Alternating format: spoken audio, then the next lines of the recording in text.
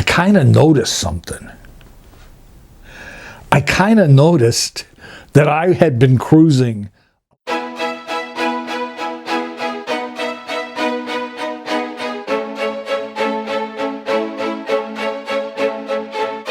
Hey everyone, welcome back to my channel. Thank you so much for joining me. Perhaps you would join me in a bit of wine, because this is the extent of my wine I can have tonight. Delightful. So I want to tell you, when I used to go down to Provincetown, also known as P-Town, which is the gay resort that we have here on Cape Cod, part of Massachusetts. It's a big gay resort. People come from all around the world to come to Provincetown.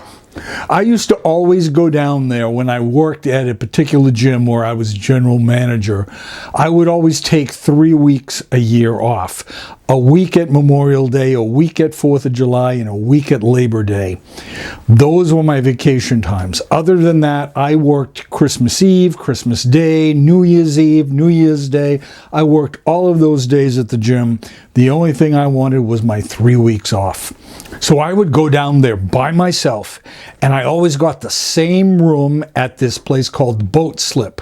And my room was right on the corner, and I was there every time, same room, 3 weeks a year for 5 years or so. When I used to go, one of the best things was that the Boat Slip, every day between 3 and 6, they had this big ass tea dance where the deck of the whole place and the swimming pool and the dance floor inside was just packed shoulder to shoulder with gay guys. It was awesome. And me and my friends would hang out up in my little room with the balcony right above, looking at everybody. It was great. So I'd have a few drinks, especially when I was there by myself. I would hang out on my balcony, have a few drinks, get a little buzzed, smoke a little doobie, then go down to the main floor and I'd dance a little bit and hang out. 6 o'clock always came pretty darn fast, and by then I certainly had a bit of a buzz. I certainly was feeling no pain. So as I would leave the Boat Slip and start to walk down the main street of Provincetown, we also had from 6 to about 9 o'clock this thing called after tea. And this was, of course, after the tea dance. And maybe a quarter of the people that are at the Boat Slip for a tea dance will now go down the street and go to this other place for after tea. And this other place was a lesbian bar. So really the only time I ever got to see it was if I went to after tea, because that's when there'd be guys there. There'd probably be 2/3 women, 1/3 guys for that. And then come 9 o'clock, everybody cleared out and it just became like lesbian town. I can't tell you the number of times that I left tea dance, walking down the main street, a little buzzed, going to after tea, and I would see these adorable little guys. Oh my God, they were so much my type. Short, small, dark hair cut short, no facial hair, big bright smiles. Oh my God, they were just so beautiful. Over the course of the years, I literally, dozens upon dozens of hot guys I would follow from the Boat Slip tea dance down to this after tea.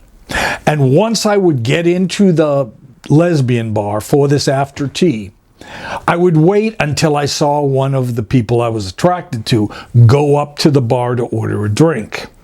Then I would go up and kind of sidle my way into the bar, and I would offer sometimes to buy them a drink.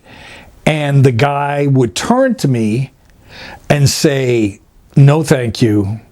And as I looked at them, and as they were saying, "No, thank you," I kind of noticed something. I kind of noticed that I had been cruising a lesbian. A little short, adorable, cute lesbian It happened all the time. I mean, all the time. My friends used to joke with me about it. You know, I'll say, oh, there's an attractive guy that obviously is a guy, shirtless or whatever. My friends will say, oh, probably a lesbian. And I'm like, no, he's shirtless. It's a guy. It's a guy. But I kind of got known for cruising lesbians all the time. So that was back in the days when I used to go to Provincetown.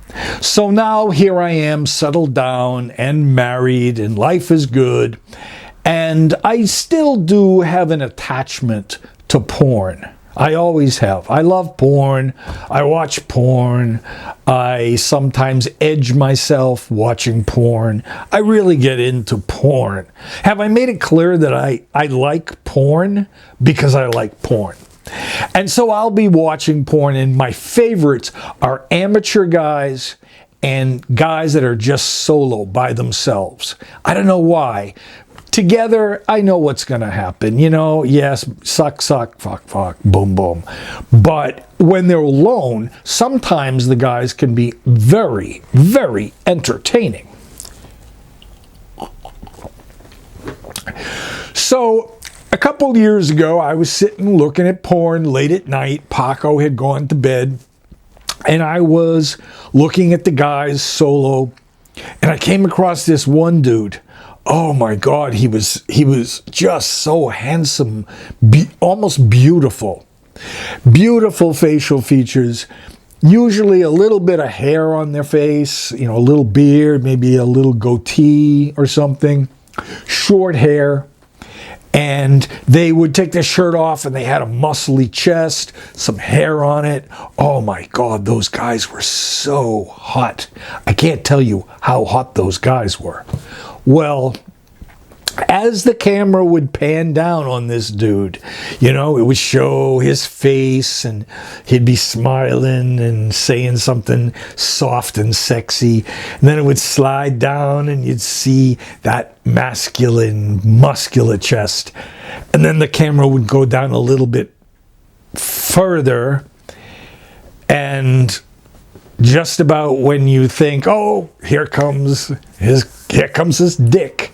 And this dude's dick was only about that big, hard. And as the camera pulled back with his hand playing with his dick, as the camera pulled back, it wasn't a guy. Again. Once again, it wasn't a guy. It was a trans man who had not had bottom surgery. And when I saw this and I started watching it, I was like mesmerized by this. I mean, holy, I've never seen anything like this in all my years, right? So I'm watching. And because of the hormones that he takes, that's what gives the masculine features. That's what gives the facial hair. He had upper surgery, so his chest is now much more like a guy's chest with hair on it. Stomach had hair on it. Legs and feet and arms all hairy. And this one area that I was fascinated with was this small penis. And there was no two ways about it. It was a small penis. I mean, he put the camera really close. It was a small penis. What it actually was because of the hormones, this guy's clitoris, is that how you say it? Been so long. Let's say clit. This guy's clit got bigger and more pronounced. But he still had his vaginal opening. Of course, still had a butthole. And it was like, wow, we've got like a buffet of stuff that we could do with this guy, because there's, you know, several openings, and there's this little appendage that's absolutely adorable that does get all hot and squirt a little bit when the dude comes. And I just got mesmerized by it. And so, of course, on porn, once you look at one thing, they're going to suggest a whole bunch of other things that are basically exactly the same. So I had all of these trans guys that I used to watch. Still do.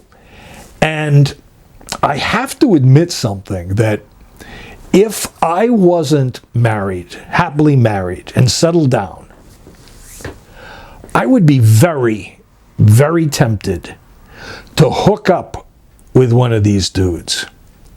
Because back in the day, you know, before I came to terms with the fact that I was completely gay, I used to sleep with guys and I used to sleep with girls when I was younger, under 25 years old.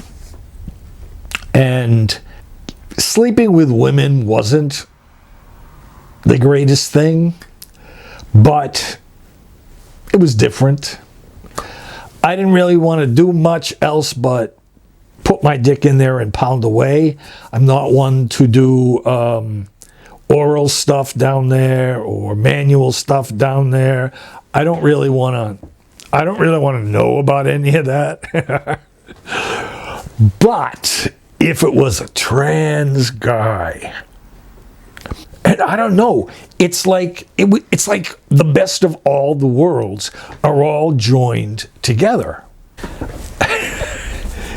It's like Christmas morning. So, of course, I am happily married. I'm not going to be having sex with anyone. But if something occurs in the future, my marriage breaks up, whatever, I have to say that I would be very, very tempted to do something with one of these. You know, you always see guys to girls all the time. You know, guys have a sex change to a transsexual woman all the time. The other way around is less. Tell me if you've ever cruised someone and made a mistake, or tell me if you would ever be with a transsexual guy. Because I can't get it out of my mind. I look at it all the time. At least once a week, I'll seek some of those out. And for whatever reason, every time that I see a transsexual guy on a porn site or even just images from Google, for whatever reason, when a woman becomes a guy, they have just the most adorable, cute, a little bit pretty, but just really masculine. Because they're masculine because they take all that testosterone, all those hormones. So their voice deepens, they get the facial hair, all of that. And the testosterone, the excessive testosterone, usually will make them quite masculine. So you've got this adorable little short guy who, it's awesome, who is just so beautiful, so handsome.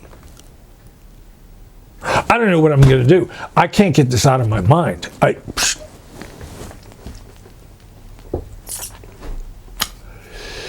Yeah, so there's that. So my question to you is, number one, have you ever cruised a guy just to find out later that it was a lesbian? Or am I just so stupid that I can't even figure that out?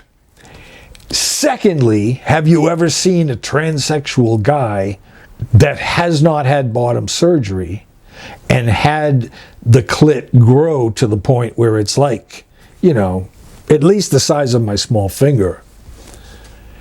What do you think about that? Have you ever been interested in that? Have you ever been curious, or have you ever slept with someone who's a transsexual guy? So please answer in the comments below. Anyway, I'll be back next Friday with another video. Please comment. If you like the video, give me a thumbs up.